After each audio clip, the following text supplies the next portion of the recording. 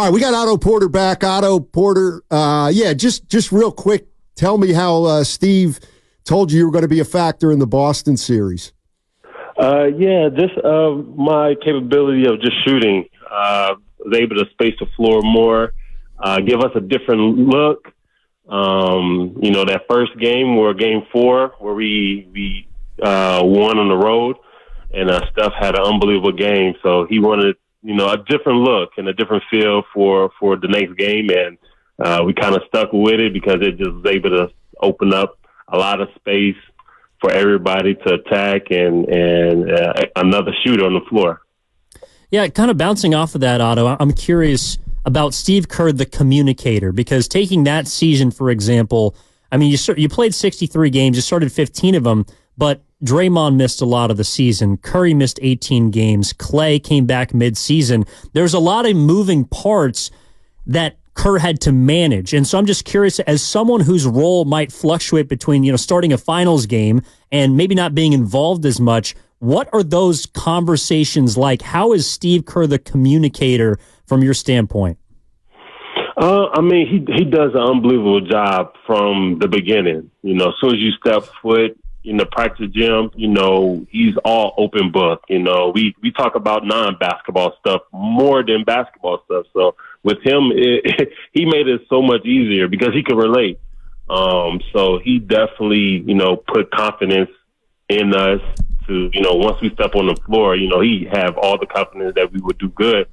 And those conversations were easy. I mean, it wasn't nothing to it. Everybody knew their role. Everybody knew what they brought to the table, and we were super excited for the season at the beginning. And so when it came down to crucial moments, it was a no-brainer. Those conversations were amazing.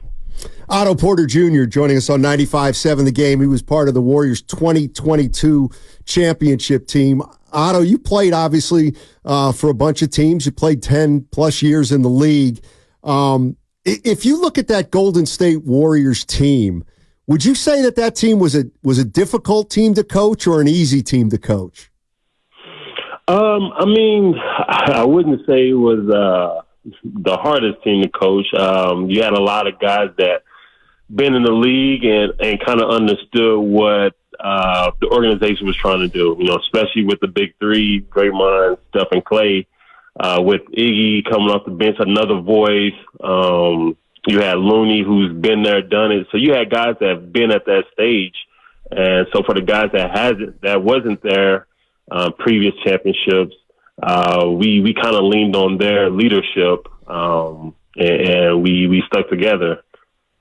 Well, also a part of that team, Otto, there were a couple of young rookies and 19-year-olds and Jonathan Kuminga and Moses Moody, and they remain on the team. But I'm curious, you yourself have been a lottery pick. You understand what the pressure is like entering the NBA as someone who's expected to succeed and succeed quickly. How was Steve Kerr, or how did you observe, kind of how Kerr dealt with those two rookies specifically, Jonathan and Moses, as players that were high picks, but maybe not expected to come in and be a huge part of what turned into a championship season for you guys? He allowed those guys to learn, as much as possible, telling them what to look for, how to insert themselves, and it helped with having a lot of veteran guys, especially for them to, as rookies coming in, I remember being a rookie and just having to be a sponge my first few years because you have to learn at a fast pace. And, that year they learned so much that they could take it, throughout their whole career. So Steve did a really good job of, putting them out there, especially in practices and going through that whole season of, trusting them. Moody played a lot. JK played a lot where we needed him to step up. And they were able to come in and do that. And you have to give Steve a lot of credit as a coach. Otto Porter joining us on 95.7 The Game, part of the 2022 championship team. When you came to the Warriors that year, did you have to earn the trust of Curry, Clay, and Draymond, or did you come with that trust because you were a veteran player and they were relying heavily on veterans at that time anyway? I think it was a little bit of both. Coming and having played against them for all these years and knowing, their system and how they move without the ball,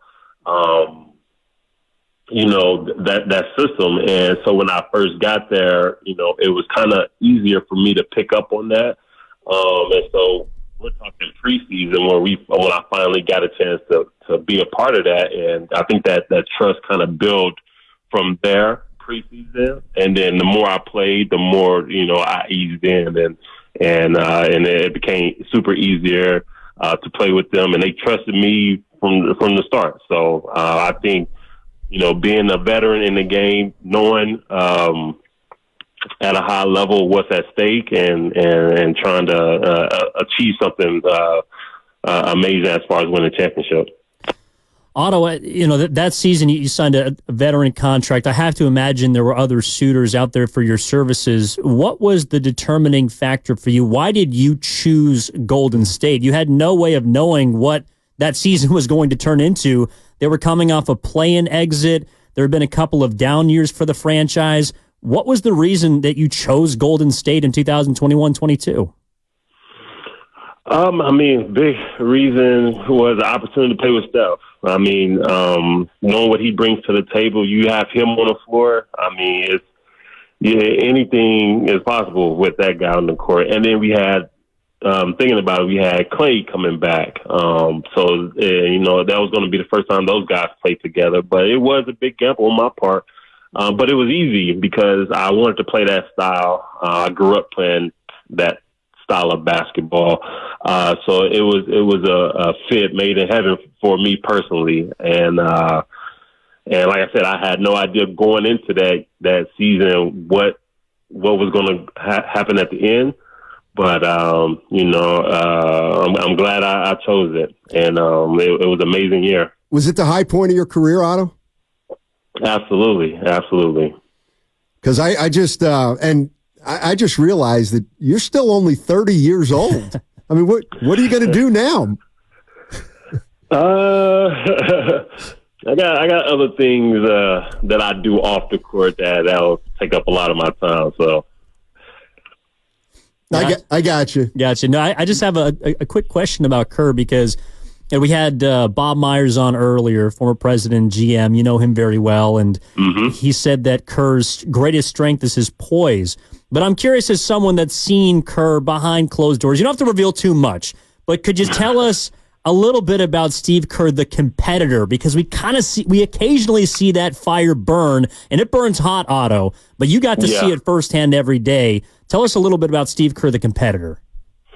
It comes out as a coach. He loves competing, and that's no substitute for us. Even playing in games, he expects us to come out every night and compete at a high level, and that's just the competitive nature. When you're playing 82 games, it sometimes is tough to remain at edge, and so he's always there. Finding the edge for us, to come out with a lot of fire. And so you see that in practice, even in practice. If he doesn't think practice is going the way, he'll get us fired up and we'll come out swinging in practice. So, you practice how you play. So a lot of behind doors in practices is really where you see it, the very competitiveness, that we wanted to achieve. So, let's just say a lot of practices were definitely very competitive. You ever come down your road, Otto? You did everything right. Maybe a few times, Hey, Otto, listen, man, really appreciate your time, and just want to let you know you're remembered very fondly out here in the Bay Area. Big part of that 2022 Thank you. Championship team, and for the last couple years when the Warriors haven't gotten it done, there's been a lot of we need a guy like Otto Porter who can stretch the floor. So you're well thought of out here. Thank you. Thank you. Absolutely. Thanks for joining us, Otto. Thanks for having me. All right. That's Otto Porter Jr., the member of the sauce. 2022 championship team. It is funny how, You win a championship, there's nobody who's remembered not fondly. No. Is there any Warrior player who's won a title that's not remembered fondly? Kevin Durant. Oh, that's true. Not sorry. Well, you asked me. I think a lot.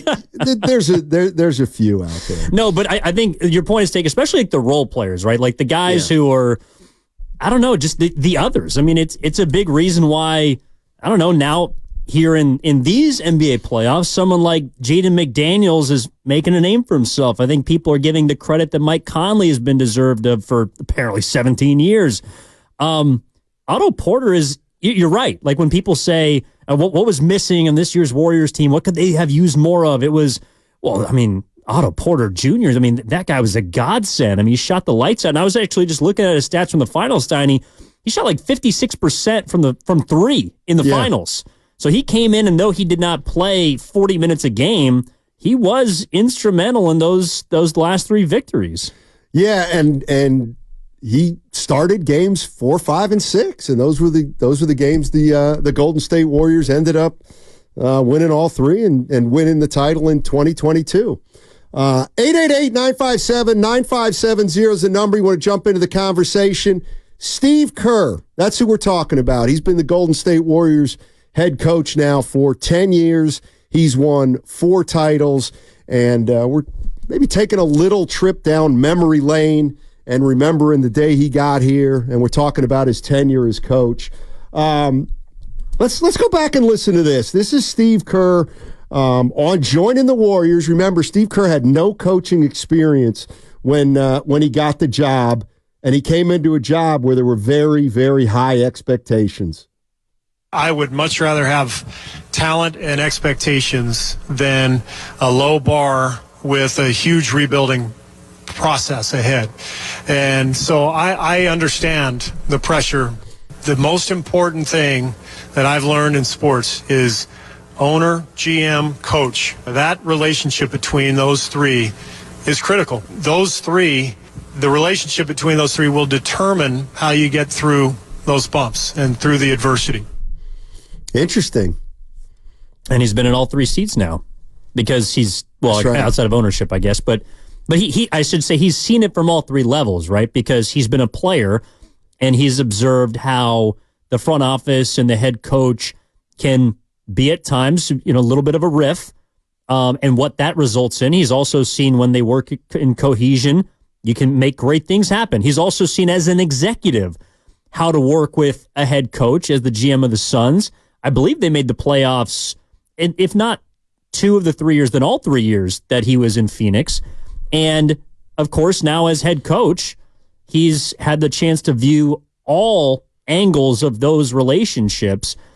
And it's very clear as to why he is, I think, as easy to work with as it appears, because he understands that winning is the most important part. The players come first. But managing the egos and relationships, I think, Sonny, and he's kind of changed the way that I view what a head coach should be in the NBA, which is you have to be able to manage people. You have to be able to manage relationships. You have to be able to manage egos. And you have to do that while also having, obviously, the understanding of basketball itself. But he, with the amount of talent and just legends that he had in that locker room at various times, he was able to work through them with relative ease. There were bumps in the road, no doubt about it, and maybe that is his biggest downfall. But I'm curious in 15 minutes when we talked to Sean Livingston, who had about as close of a view of it as possible, just how he views Steve Kerr from that regard. So I didn't think much of that cut until I started really thinking about that cut. So Steve Kerr basically said, I would much rather coach a team with championship aspirations than coach a team with a low bar, even though there's less pressure and trying to rebuild. So got a little trivia question for you. Okay. So Steve Kerr was flirting with the Knicks before he got the Warriors job. Yep. Who did the Knicks end up hiring? Who did the Knicks end up hiring? Yes. Mike Woodson? He was who got fired. Oh, okay. Mike Woodson got fired. Who they hired? I completely forgot about this guy. Well, Derek Fisher. Oh, my goodness. Derek Fisher. And you know what the Knicks record was the year the Warriors won the title? Not very good. 17 and 65. So that's the job that Steve Kerr was in line for. And I mean, even Bob Myers said, they thought he was going to New York, so they didn't really reach out until Steve Kerr called Bob Myers. Well, he's also mentioned multiple times that if I believe he's said that if he took the job in New York, he'd be fired. Right. Like he wouldn't have a job right now.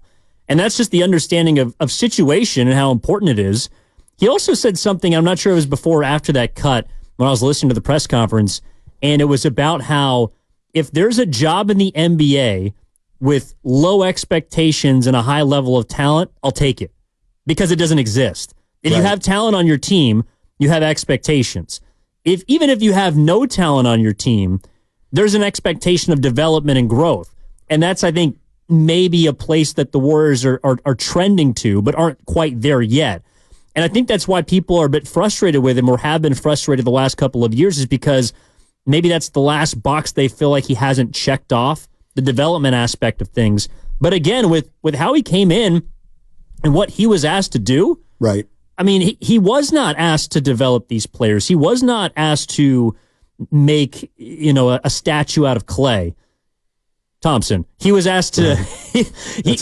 He was asked basically to just kind of chip the sides, trim the hedges, and make sure at the end of the day you were looking at Michelangelo. I don't know. And that's what we ended up looking at 4 times. This is Kerr looking back, and we're looking back at Steve Kerr's tenure. He's been here 10 years, and he picked the Warriors over the New York Knicks at that time. Why? In the end, I felt like I was choosing between 2 unbelievable opportunities. I mean, the Knicks, the brand speaks for itself. It's Phil Jackson. He's been one of my mentors. The thought of having him guide me through my young coaching career was enticing. There were a lot of great things about the Knicks, and he laid out a great plan. I talked to Steve Mills, several people in the organization. I'm convinced Phil is going to make it work in New York. But when I sat down with the Warriors, it just clicked on a lot of fronts. I think it's a better fit for me. I was already familiar with Bob from my days as a GM. Well, terrible prediction. I mean, Phil Jackson might have been gone a year or 2 after that. Well, he was also the president of the team, and I want to say it was almost like he was the first remote worker. He was working from Portland, Oregon, or something like that. But no, he's right. Yeah, a lot of that is just the confidence in Phil Jackson. But Phil Jackson was unproven in that spot as well. He was never a guy that had to run a team. Never. He was the head coach. Absolutely. And Steve Kerr, of course, couldn't have an introductory press conference without complimenting the fans here in the Bay. I've said on the air many times, this is the best fan base in the NBA. The 2007 clinching win over Dallas, I did that game for TNT. It was the best atmosphere I've ever felt in my life as a broadcaster, even as a player. I've never seen anything like that. I want to coach in that environment. I want that atmosphere. That helps teams win games. If the flip side is, some booze, what are you doing? Do you know what you're doing? Are you gonna win 52 this year? Are you gonna win 55? That's all part of it. And if you can't accept that and can't deal with that, then you probably shouldn't be doing this. All right, that's from Steve Kerr's introductory press conference 10 years ago, talking about the Golden State Warriors, why he picked the Warriors over the New York Knicks, and what he thought of the fan base and the organization. And I think we kind of forget he was close. He was close to going to New York. And he was so close to going to New York, in fact, Evan, that, Bob Myers said earlier that they weren't going to reach out to him. And I was going back and doing some reading and some kind of rehashing of the whole situation. I had forgotten about this. So the Warriors were interviewing Stan Van Gundy. Yeah. They were interviewing him, and Steve Kerr called Bob Myers and told him he was interested in the job during the Stan Van Gundy interview. So up until that point, Myers thought Kerr was out of pocket. And then Kerr called him, and then what consequently happened was Van Gundy ended up going to Detroit because he got more power in Detroit. Did Bob pick up? That's a great question.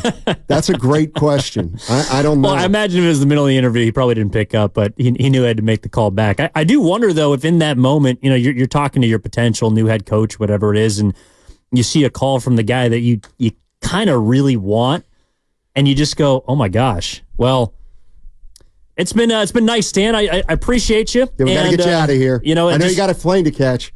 You got a lot of time left in the day, and we appreciate it. But we'll be in touch. Yeah, exactly. Because I got to get back to this other guy. Exactly. Stan Van Gundy. What could have been? All right. Who knows if he would have been able to make it work? I mean, the fact that he would have wanted personnel power, maybe he would have been somebody that would have traded Klay Thompson for Kevin Love. Maybe he would have been somebody that would have not drafted Draymond Green or Harris. I don't know. It's impossible to go back and it is. That.